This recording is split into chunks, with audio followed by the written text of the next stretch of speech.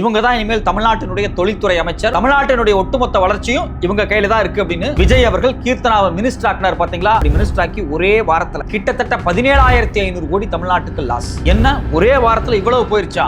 ஆமா, போயிடுச்சு. இத பத்தி எல்லாம் கொஞ்சம் கூட பொருட்படுத்தாம நேத்தைக்கு ஒரு ரீல்ஸ் போட்டிருக்காங்க. உலகத்தில் இருக்கக்கூடிய முதலீட்டாளர்களே தமிழ்நாட்டுக்கு வாங்க அப்படின்னு ஒரு தொழில்துறை அமைச்சர் ரீல்ஸ் போட்டது இந்திய வரலாற்றிலேயே உலக வரலாற்றிலேயே முதல் முறையாக. தமிழ்நாட்டுல கொஞ்ச நஞ்ச அரசியலை பார்த்துட்டு இருக்கக்கூடிய இளைஞர்கள் சோசியல் மீடியால கழுவி ஊத்துறாங்க. என்ன ஒரு அமைச்சர் இப்படி இருக்காங்க அப்படின்னு. தமிழ்நாட்டினுடைய வளர்ச்சியின் மீது அக்கறை இருக்கக்கூடிய நிறைய பேர் மன நொந்து எழுதிக்கிட்டு இருக்காங்க, வீடியோ போட்டுட்டு இருக்காங்க.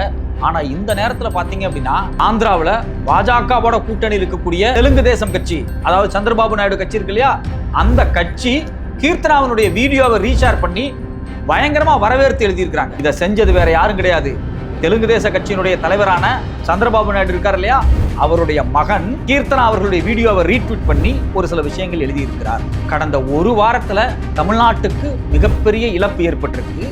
அது எல்லாமே ஒரு பக்கம் ஆந்திராவுக்கு லாபமா மாறிக்கிட்டு இருக்கு. இன்னொரு பக்கம் தமிழ்நாட்டினுடைய தொழில்துறை அமைச்சர் ஒரு வீடியோ போடுறத தமிழ்நாட்டு மக்களே ஏற்காத போது ஆந்திராவில் இருக்கக்கூடிய தெலுங்கு தேசம் கட்சி ஏன் இவருக்காக வக்காலத்து வாங்குது? உண்மையிலேயே கீர்த்தனா அவர்களுக்கும் தெலுங்கு தேசம் கட்சிக்கும் இந்த புகைப்படத்துக்கு என்ன தொடர்பு? சந்திரபாபு நாயுடைய மகனான நர லோகேஷ் எதுக்காக கீர்த்தனாவுக்கு இவ்வளவு ஆதரவு கொடுக்கிறார்? இதனால தமிழ்நாட்டுக்கு ஏற்பட போற மிகப்பெரிய ஆபத்து என்ன? வணக்கம், இது மெட்ராஸ் வியூ. நான் உங்கள் சத்யராஜ். தமிழ்நாட்டில் புதுசா அமைச்சரவை உருவாகி கிட்டத்தட்ட ஒரு 10 நாள் ஆகுது. இந்த 10 நாட்களுக்குள்ளேயே தமிழ்நாட்டுக்கு பார்த்தீங்கன்னா கிட்டத்தட்ட 17,500 கோடி லாஸ் அப்படிங்கிறாங்க. ஏன் 17,500 கோடி லாஸ்? இது குறித்து இந்த ஃபெடரல் பத்திரிகை 2 கட்டுரைகளை வெளியிட்டு இருக்காங்க. இந்த 2 கட்டுரைகளையும் டீட்டெயிலாக படிச்சு பார்த்தாலே தெரியும் தமிழ்நாட்டுக்கு தொழில்துறை அமைச்சராக கீர்த்தனா அவர்கள் வந்ததுக்கு பிறகு என்ன நடந்திருக்கு அப்படின்னு. இதுக்கு முன்னாடி இன்னொரு விஷயத்தை நம்ம கவனத்தில் கொள்ளணும். இந்தியாவிலேயே தொழில்துறையில நம்பர் 1 மாநிலம் தமிழ்நாடு தான். மிகப்பெரிய மேனுஃபேக்சரிங் ஹப் அப்படிங்கிறது தமிழ்நாடு தான். அதுலயும் குறிப்பாக ஆட்டோமொபைல்ஸ்ல நம்பர் 1 இருக்கிறது தமிழ்நாடு தான். இந்த தமிழ்நாட்டில் இருந்து தான் பாத்தீங்க அப்படின்னா கடந்த வாரம் ராயல் என்ஃபீல்டு அவங்களுடைய முக்கியமான ப்ராஜெக்டை தமிழ்நாட்டிலிருந்து தூக்கிட்டு போய் ஆந்திராவில் செட் பண்ணிட்டாங்க. கிட்டத்தட்ட 2,500 கோடி ரூபாய் ப்ராஜெக்ட். அது ஒரு கடத்துல சென்னையில் வைக்க வேண்டிய ப்ராஜெக்டை ஆந்திராவுக்கு மாத்திட்டாங்க, ஷிஃப்ட் பண்ணிட்டாங்க. ஏன் தமிழ்நாட்டில் ராயல் என்ஃபீல்டு தயாரிக்கிறதுக்கு ஒரு தகுதியே இல்லையா, அதுக்கான அட்மாஸ்பியரே இல்லையா அப்படின்னா தமிழ்நாட்டில் இருக்கு. தமிழ்நாட்டில் மட்டும்தான் இருக்கு. ஏற்கனவே தமிழ்நாட்டில் ராயல் என்ஃபீல்டோட 4 யூனிட் இருக்கு. ஆண்டுக்கு கிட்டத்தட்ட 20 லட்சம் யூனிட் தயாரிக்கிற அளவுக்கு மிகப்பெரிய உற்பத்தியாளராக தமிழ்நாடு இருக்கு. அப்போ தமிழ்நாடு இவ்வளவு பெரிய உற்பத்தியா இருக்கும்போது எக்ஸ்ட்ரா பணம் போட்டு இன்னும் பெரிய ப்ராஜெக்டா மாத்துறதுக்கு நிறைய வேலைகள் நடந்துச்சு. அதுல குறிப்பா பாத்தீங்கன்னா செய்யாறு ப்ராஜெக்ட். இந்த செய்யாறு ப்ராஜெக்ட்ல 958 கோடி ரூபாய் ராயல் என்ஃபீல்டு இன்வெஸ்ட் பண்ணி இன்னுமே பெருசா உருவாக்குறதா இருந்தாங்க. இந்த 2,500 கோடி ரூபாய் ப்ராஜெக்ட் இருக்குல்ல, அதாவது நான் சொல்றது ஒரக்கடம் ப்ராஜெக்ட், செய்யாறு ப்ராஜெக்ட், இது எல்லாமே கடந்த ஆட்சியில தமிழ்நாடு ராயல் என்ஃபீல்டோட போட்ட ஒப்பந்தங்கள் வழியாக தமிழ்நாட்டுக்கு நடக்கக்கூடிய முதலீடுகள். ஆனா இந்த முதலீடு பாத்தீங்க அப்படின்னா திரு கீர்த்தனா அவர்கள் அமைச்சரா வந்த உடனேயே ஆந்திராவுக்கு போயிருச்சு. ஏன் ஆந்திராவுக்கு போயிருச்சு? அதுதான் ஒரு கேள்வியா இருக்கு. ரெண்டாவது இன்னொரு முக்கியமான ப்ராஜெக்ட் என்ன அப்படின்னா இந்தியாவினுடைய DRDO, defence research development organisation இருக்கு பாத்தீங்களா, இதனுடைய தலைமையில நடக்கக்கூடிய முக்கியமான ஒரு ப்ராஜெக்ட். அதனுடைய ஒர்த் கிட்டத்தட்ட 15,000 கோடி.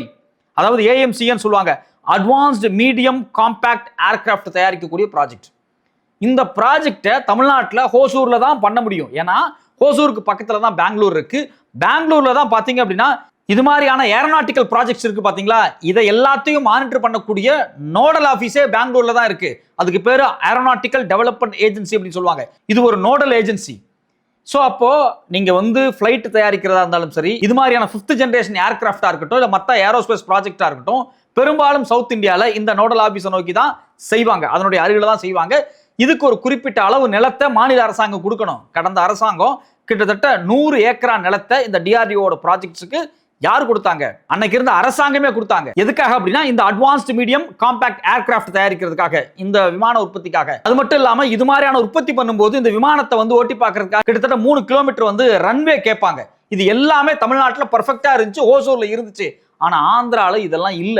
அவங்க இன்னைக்கு கொடுத்திருக்க ரன்வே வெறும் 2.1 கிலோமீட்டர்ஸ் தான். அப்போ எல்லா வசதிகளுமே இருந்து நிலமும் கொடுத்து முதலீட்டுக்கான எல்லா உத்தரவாதமும் பண்ணதுக்கு பிறகு தமிழ்நாட்டை விட்டு இந்த ப்ராஜெக்ட் ஏன் ஆந்திராவுக்கு போச்சு? அதுவும் கீர்த்தனா அவர்கள் தொழில்துறை அமைச்சரா வந்ததுக்கு பிறகு. இப்போதைக்கு இந்த 2 ப்ராஜெக்ட் போனது குறித்து தான் செய்தி வந்திருக்கு. இது 2லயுமே 17,500 கோடி தமிழ்நாட்டுக்கு முதலீடாக வேண்டியது ஆகல. இந்த முதலீடுகள் நடந்துச்சு அப்படின்னா உற்பத்தி நடக்கும். இந்த உற்பத்தியால தமிழ்நாட்டில் இருக்கக்கூடிய ஆயிரக்கணக்கான இளைஞர்களுக்கு, என்ஜினியர்களுக்கு வேலை கிடைக்கும்.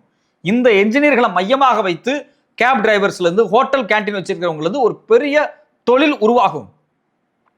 இப்போ ஐடி கம்பெனியில் வேலை செய்கிறாங்கன்னு வச்சுங்களேன், அது வெறும் அவங்களுக்கு மட்டும் லாபம் கிடையாது.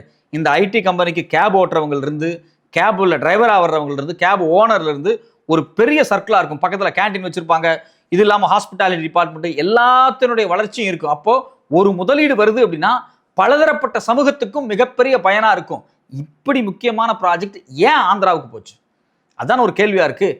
அதாவது ஆந்திராவுக்கும் தமிழ்நாட்டுக்கும் ஏற்கனவே ஒரு மிகப்பெரிய தொழில் போட்டி இருக்குது. இந்த தொழில் போட்டியில் தமிழ்நாடு முதலிடத்துல வரணும் அப்படிங்கிறதுக்காக இது மாதிரியான ப்ராஜெக்டை தமிழ்நாட்டுக்கு கொண்டு வந்துகிட்டே இருக்கிறாங்க.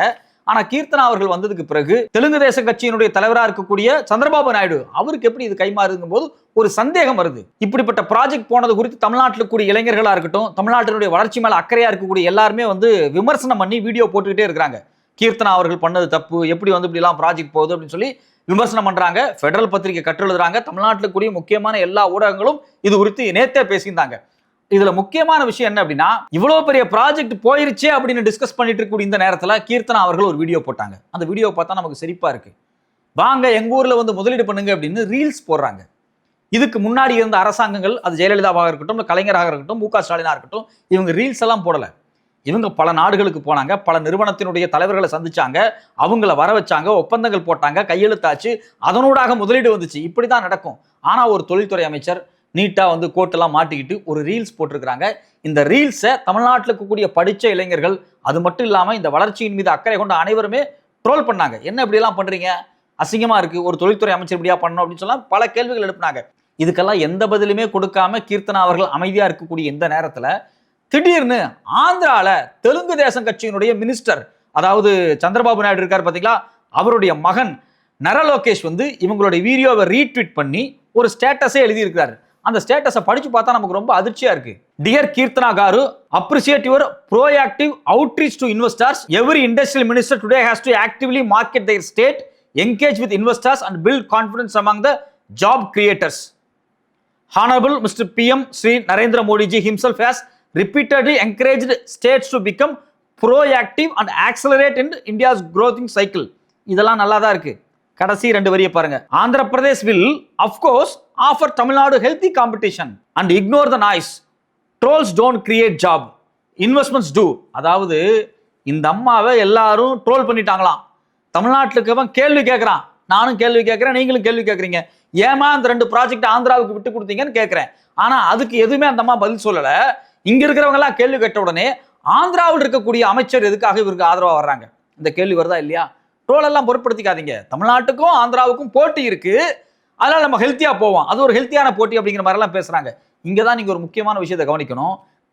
கடந்த காலங்களில் கீர்த்தனா அவர்கள் தாவேக்கால சேர்றதுக்கு முன்னாடி ஆந்திராவில் தெலுங்கு தேசம் கட்சி இருக்கு பார்த்தீங்களா, பாஜகவோடு கூட்டணி அமைச்சு ஆந்திராவில் ஜெயிச்சு இன்னைக்கு சந்திரபாபு நாயுடு முதலமைச்சராக இருக்கார் இல்லையா, இவர் கட்சிக்காக எலெக்ஷன் வேலை பார்த்தாங்க. இங்க எப்படி தமிழ்நாட்டில் இந்த ஐபேக் நிறுவனம், பெண் நிறுவனம், அது இல்லாம நம்ம ஆதவ அர்ஜுனாவினுடைய வாய்ஸ் ஆஃப் காமன் நிறுவனங்கள் இருக்கு பார்த்தீங்களா, தேர்தல் நேரத்தில் தேர்தல் பிரச்சாரங்களை சோசியல் மீடியாவில் பண்ணக்கூடிய இந்த அமைப்புகளோடு சேர்ந்து கீர்த்தனா வேலை பார்த்துருக்காங்க. அப்போ கீர்த்தனா அவர்கள் இந்த ஆந்திர பிரதேசத்தில் இருக்கக்கூடிய மிக முக்கியமான பார்ட்டியான சந்திரபாபு நாயுடுவினுடைய பார்ட்டி இருக்கு பார்த்தீங்களா, அந்த பார்ட்டியினுடைய எலெக்ஷன் கேம்பெயின்ல தீவிரமாக அங்கேயே போய் உட்கார்ந்து வருடக்கணக்காக வேலை பார்த்துருக்காங்க.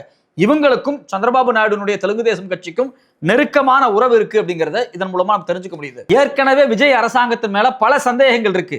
விஜயினுடைய எல்லா முதலீடுகளா இருக்கட்டும், இப்போ அவர் டெல்லிக்கு போயிட்டு வந்தார் பாத்தீங்களா, இது எல்லாமே அவர் கூட போனது யாருன்னு பாத்தீங்கன்னா விஷ்ணு ரெட்டி அப்படிங்கிறவர், அவரும் ஆந்திராக்காரர் தான். இது இல்லாம ஆதவர்ஜுனா ரெட்டி, அவரும் ஏதோ ஒரு வகையில தெலுங்கு சமூகத்திலிருந்து வர்றாரு. இது இல்லாம ஆதவர்ஜுனா ரெட்டி அவரும் பாத்தீங்க அப்படின்னா அங்க இருக்கக்கூடிய இந்த ரெட்டி லாபியோட மிக மிக நெருக்கமானவர் அப்படிங்கிறாங்க. அதாவது ஆந்திராவில் இருக்கக்கூடிய இந்த ரெட்டி பிசினஸ் மேன்ஸ் இருப்பாங்க பாத்தீங்களா, அந்த குறிப்பிட்ட சமூகம், அந்த சமூகத்தோடு மிக மிக நெருக்கமா இருக்கக்கூடிய திரு ஆதவர்ஜுனா ரெட்டி, விஷ்ணு ரெட்டி, இவங்க எல்லாரும் ஒரே இன்டகிரேட்டடா சேர்ந்து வேலை பார்க்கறாங்களா அப்படிங்கிற சந்தேகம் எழுது. ஏன் எதுக்காக ஆந்திராவிலிருந்து ஒருத்தரை கூப்பிட்டு தமிழ்நாட்டினுடைய முதலமைச்சருக்கு முக்கியமான பிஏவாக, செக்ரட்டரியாக இந்த விஷ்ணு ரெட்டி அப்பாயின்ட் பண்ணியிருக்காங்க? அதுக்கு இதுக்கு என்ன தொடர்பு? தமிழ்நாட்டில் ஒரு தமிழனுக்கு கூட அறிவு இல்லை. ஏன் ஆந்திராவில் இருந்து இருக்கக்கூடிய ஒரு முக்கியமான நபர், அதுவும் குறிப்பாக ஆந்திராவில் ஏற்கனவே கரப்டான ஆள், கிட்டத்தட்ட 4000 கோடிக்கு மேல ஊழல் இருக்குன்னு சொல்லக்கூடிய முக்கியமான அரசியல் தலைவருடைய பினாமி மாதிரி நெருக்கமா இருந்தவர் கொண்டு எதுக்காக தமிழ்நாட்டினுடைய முதலமைச்சருக்கு பிஏ மாதிரி உட்கார வச்சிருக்காங்க, செக்ரட்டரி மாதிரி உட்கார வச்சிருக்காங்க? இதுக்கு பின்னாடி இருந்து வேலை பார்க்கறது யாரு? அப்போ இந்த ரெட்டி லாபியோட சேர்ந்து திரு கீர்த்தனா அவர்களும் தமிழ்நாட்டுக்கு வர வேண்டிய ப்ராஜெக்டை ஆந்திராவுக்கு கொடுக்குறாங்களாங்கிற கேள்வி வந்திருக்கு. இது ஒரு சாதாரண கேள்வி கிடையாது. தமிழ்நாட்டுக்கு தமிழர்களுக்கு வர வேண்டிய முதலீடுகளை தமிழ்நாட்டினுடைய அமைச்சராக இருக்கக்கூடிய திரு கீர்த்தனா அவர்கள் ஆந்திராவில் இருக்கக்கூடிய ரெட்டிகளோடு கைகோர்த்து கொண்டு, அங்க இருக்கக்கூடிய தெலுங்கு தேசம் கட்சியோடு கைகோர்த்து கொண்டு, அங்க இருக்கக்கூடிய பாஜக ஆதரவு சக்திகளோடு கைகோர்த்து கொண்டு, ஏன் இது தமிழ்நாட்டை விட்டு போகுவதை தடுக்காமல் வேடிக்கை பார்க்கிறார் அப்படிங்கிற கேள்வி வந்திருக்கு. தமிழ்நாட்டில இருந்து ப்ராஜெக்ட் போயிருக்குமா? நீங்க கேள்வி கேட்க மாட்டேங்கிறீங்க. அந்த ப்ராஜெக்ட் திருப்பியா நீங்க தமிழ்நாட்டுக்கு கொண்டு வரல? என்ஃபீல்டா இருக்கட்டும், ராயல் என்ஃபீல்டா இருக்கட்டும், இல்ல ஏஎம்சிஓ ப்ராஜெக்ட்ஸா இருக்கட்டும், இந்த ப்ராஜெக்ட் எல்லாம் போகும்போது நீங்க தமிழ்நாட்டோடு நின்று மத்திய அரசாங்கத்திட்ட பேசி, ராயல் என்ஃபீல்ட பேசி அந்த ப்ராஜெக்ட் தமிழ்நாட்டில் தக்க வச்சிருக்கணும். ஆனா நீங்க அதை ஆந்திராவுக்கு கைவிட்டு கொடுக்குறீங்க. நீங்க ஆந்திராவுக்கு கொடுத்த ப்ராஜெக்ட்டுக்கு தமிழ்நாட்டில் விமர்சனங்கள் வந்தா உடனே ஆந்திராவில இருந்து ஒரு மினிஸ்டர் உங்களுக்கு ஆதரவா இருக்காரு. இதுதான் உங்க மேல சந்தேகத்தை. தமிழ்நாட்டில் வாழக்கூடிய ஒவ்வொரு தமிழனும் உங்களை நம்பி எதுக்கு ஓட்டு போட்டாங்க? நீங்க தமிழ்நாட்டுக்கு ஏற்கனவே இருக்கிற வளர்ச்சியை கொடுப்பீங்கிறக்காதான். தமிழ்நாட்டில் இதுக்கு முன்னாடி இருக்கக்கூடிய திமுக அதிமுக அரசுகள் தொழில்துறையில மிகப்பெரிய வளர்ச்சியை கொண்டு வந்து தமிழ்நாட்டுக்கு கொடுத்துருக்காங்க. உங்களுக்கு நம்பிக்கை இல்லை அப்படின்னா சாதாரணமா கூகுள்ல போய் உட்கார்ந்து தமிழ்நாட்டினுடைய வளர்ச்சி என்ன, மேனுஃபேக்சரிங் செக்டார்ல தமிழ்நாட்டினுடைய குரோத் என்னன்னு தேடி பாருங்க. அடிப்படையா சின்ன இத்தனோண்டு அறிவு இருக்கிறவங்க கூட என்ன தெரியும் அப்படின்னா, ஒட்டுமொத்த இந்தியாவிலேயே தமிழ்நாடு தான் தொழில்துறையில நம்பர் 1ல இருக்கு அப்படிங்கிறது தெரியும். தினந்தோறும் நியூஸ் பேப்பர் படிக்கக்கூடிய அடிப்படையான ஒரு சின்ன பழக்கம் இருந்தாலே தமிழ்நாட்டினுடைய தொழில்துறை வளர்ச்சி என்னன்னு தெரியும். தமிழ்நாட்டில் நியூஸ் பேப்பரே படிக்காம, எந்த அரசியலுமே தெரியாம, முன்ன பின்ன ஒரு கட்டுரை கூட வெப்சைட்ல படிக்காத முட்டாள்களுக்கு தான் தமிழ்நாட்டினுடைய வளர்ச்சியினுடைய உயரம் என்னன்னு தெரியாம இருக்கும். சோ அப்ப ஏற்கனவே இருக்கக்கூடிய வளர்ச்சியை காலி பண்ணாம அதை முன்வைத்துவீங்கன்னா மக்கள் உங்களுக்கு ஓட்டு போட்டிருக்காங்க. ஆனா தமிழ்நாட்டை விட்டு ப்ராஜெக்ட் ஒன்னொன்னா போயிட்டு இருக்கு. அதை நீங்க வேடிக்கை பார்த்துட்டு இருக்கீங்க. உங்களுக்கு ஆந்திராவில இருந்து ஒரு சப்போர்ட் வருது, பாஜகவுக்கு ஆதரவா இருக்கக்கூடிய தெலுங்கு தேசத்துல இருந்து ஒரு சப்போர்ட் வருதுங்கும் போது தமிழ்நாட்டில் ஓட்டு போட்ட மக்களாகிய எங்களுக்கு ஒரு சந்தேகம் வருது. அந்த சந்தேகத்தை நீங்கள் நிவர்த்தி பண்ண வேண்டும். இனிமேல் தமிழ்நாட்டிலிருந்து ஒரு ப்ராஜெக்ட் வெளியே போனாலும் கட்டாயமாக தமிழ்நாடு சார்ந்த மக்கள், தமிழ்நாட்டில் கூடிய அரசியல் சக்திகள் நேரடியாக கேள்வி கேட்பார்கள். அந்த கேள்விக்கு நீங்க பதில் சொல்லணும். அது மட்டும் இல்லாம இது மாதிரி ரீல்ஸ் போடுறதை நிறுத்திட்டு தமிழ்நாட்டில் ஏற்கனவே எக்ஸிஸ்டிங்கா இருக்கக்கூடிய நிறுவனங்கள் தங்களுடைய ப்ராஜெக்டை விரிவுபடுத்துறதுக்காக, முதலீடு பண்றதுக்காக காத்து கிடக்குறாங்க. அவங்களோட பேச்சுவார்த்தை நடத்தி பல புரிந்துணர்வு ஒப்பந்தங்களை போட்டு தமிழ்நாட்டினுடைய முதலீட்டை பெருக்குங்க. தமிழ்நாட்டினுடைய பலம் தமிழ்நாட்டினுடைய முதலீடு, தமிழ்நாட்டினுடைய பலம் தமிழ்நாட்டினுடைய வளர்ச்சி, தமிழ்நாட்டினுடைய பலம் தமிழ்நாட்டினுடைய வேலை வாய்ப்பு. வடக்கில் இருந்து பீகார், பெங்கால், ஒரிசானில் இருந்து கொத்து கொத்தா தினம் ட்ரெயின்ல வந்து இறங்கி தமிழ்நாட்டில் வேலை தேடிக்கிட்டு இருக்கிறான். அவன் எல்லாம் கடந்த 50 வருஷமா தமிழ்நாட்டில் உருவாக்கப்பட்ட வளர்ச்சியின் அடிப்படையில கிடைக்கக்கூடிய வேலைக்காக தான் வந்துகிட்டு இருக்கிறான். எந்த தமிழனும் இங்க வேலையே இல்லை, வாழவே முடியாது அப்படின்னு பஞ்சம் பிழைக்கிறதுக்காக தமிழ்நாட்டை விட்டு வேற மாநிலத்துக்கு போகல. தமிழ்நாட்டுக்கு தான் வட இந்தியாவிலிருந்து கொத்து கொத்தாக லட்சக்கணக்கில் கிட்டத்தட்ட 50 லட்சம் பேருக்கு மேல வந்து இறங்கி இருக்கிறான் அப்படிங்கிறாங்க. தமிழ்நாட்டில் இருக்கக்கூடிய தமிழர்களுக்கு வேலை கொடுத்தது மட்டும் இல்லாம, தென்னிந்தியர்களுக்கு வேலை கொடுத்தது மட்டும் இல்லாம, வடக்கிலிருந்து வரக்கூடிய இந்தி பேச மக்களுக்கும் வேலை கொடுக்கக்கூடிய மாநிலம் தமிழ்நாடு. இந்த அளவுக்கான வளர்ச்சியை நாம் அடைந்திருக்கிறோம். இந்த வளர்ச்சியை பின்னுக்கு இழுத்துட்டீங்க அப்படின்னா முதல்ல இங்க யாருக்கும் வேலை இல்லாம போயிடும், தமிழனுக்கும் சேர்த்து வேலை இல்லாம போயிடும். இப்படியே இருந்துச்சுன்னா நம்மளை விட ஆந்திராவானா நல்லா வளர்ச்சி அடையும், நாம வளர்ச்சி அடைய முடியாத மாதிரி சூழல் ஏற்பட்டுரும். தயவு செஞ்சு பார்த்து கவனமா செயல்படுங்க. மக்களாகிய நாங்கள், பத்திரிகையாளராகிய நாங்கள் இது குறித்து தினந்தோறும் உங்களிடம் கேள்வி எழுப்பிக் கொண்டே இருப்போம்.